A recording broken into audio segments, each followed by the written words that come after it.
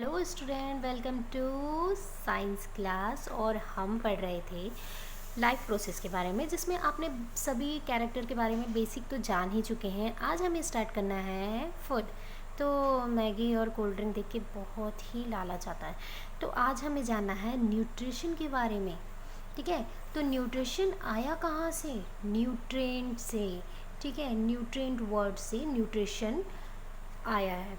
तो न्यूट्रिएंट होता क्या है? न्यूट्रिएंट अगर देखें तो हमारा न्यूट्रिएंट होता है carbohydrate and protein and fat.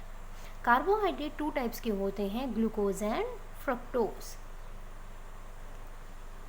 ठीक है, तो अब जानते हैं न्यूट्रिशन होता क्या है और मोड ऑफ न्यूट्रिशन क्या है, इसके स्टेप क्या है, टाइप्स ऑफ न्यूट्रिशन क्या है। तो लेट्स स्टार्ट न्यूट्रिशन टॉपिक।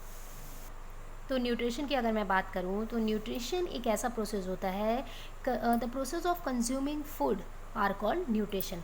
आप ऐसे भी लिख सकते हो और आप डेफिनेशन भी दे सकते हो, the process of taking in consuming food and it is utilising food.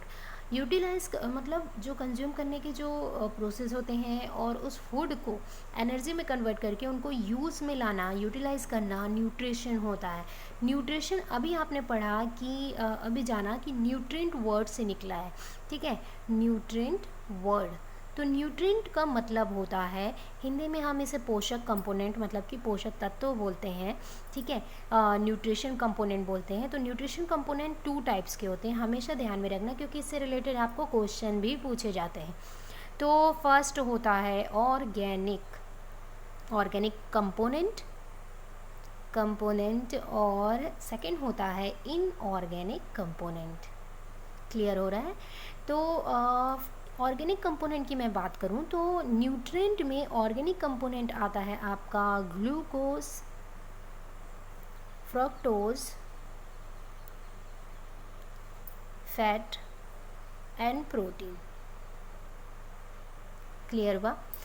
इसमें अगर मैं बात करूं ग्लूकोज और फ्रक्टोज की, तो आपको मालूम है इसे हम शुगर या फिर कार्बोहाइड्रेट के नाम से भी जानते हैं। तो आप कंफ्यूज मत होना, अगर शुगर लिख रहा है तो शुगर सिर्फ शक्कर नहीं होता, मीठी चीज़। शुगर का मतलब कार्बोहाइड्रेट भी होता है। ज़्यादातर जितने भी शुगर पेशेंट होते हैं, ये नहीं है कि वो मीठा खाने से उनको डायबिटीज़ हो गई है। डायबिटीज़ दरअसल होती इसलिए क्योंकि बॉडी में कार्बोहाइड्रेट का सिंथेसिस करने वाले जो इंसुलिन होते हैं लिवर में, उनकी कमी हो जाती है। क्लियर हो रहा है?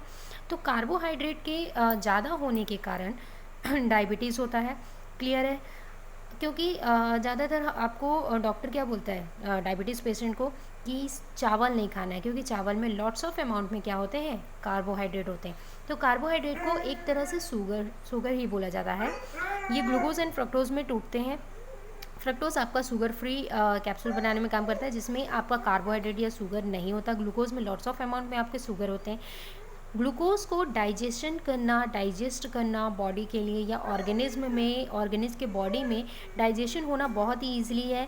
इसीलिए जब कोई पेशेंट होता है या बीमार होता है तो हम उसको ग्लूकोज वाटर देते हैं, ताकि उसे मेहनत ना करना पड़े, बॉडी को एनर्जी बिल्कुल भी लॉस ना हो, डायरेक्टली उसको न्यूट्रिशन मिल जाए। तो डायरेक्ट न्यूट्रिशन की अगर मैं बात करूं, तो ग्लूकोज वाटर काफ़ी अच्छा है कि उसमें बॉडी के जितने भी एनर्जी हैं वो लॉस नहीं होते, ईजिली ये डाइजेस्ट हो जाता है। फ्रक्टोज़ की बात करूं तो फ्रक्टोज़ के लिए थोड़ी सी एनर्जी की ज़रूरत होती है। और कंप्लीट अगर कार्बोहाइड्रेट जैसे हम लेते हैं, चावल है, रोटी है, जितने भी हमारे खाना में फूड में हमारे आते हैं, वो सभी एक कार्बोहाइड्रेट के फॉर्म में ही होते हैं, मतलब कि मैक्रो मॉलिक्यूल्स में होते हैं। वो ब्रेक डाउन होंगे ग्लाइकोलिसिस प्रोसेस से और ग्लूकोज फ्रुक्टोज में डिवाइड होंगे, तब जाके हमें न्यूट्रिएंट मिलता है बॉडी में। क्लियर हो रहा है? इसी तरीके से ऑयल और घी या फिर जितने भी आप चीज़ खाते हैं उससे फैट मिलता है, और जितने भी वेजिटेबल्स हैं उनमें अलग अलग विटामिन एंड प्रोटीन आपको मिलते हैं। यहाँ पे क्लियर हो रहा है? इनऑर्गेनिक कंपोनेंट की बात करूँ तो इनऑर्गेनिक कंपोनेंट आपका होता है carbon dioxide, oxygen and water.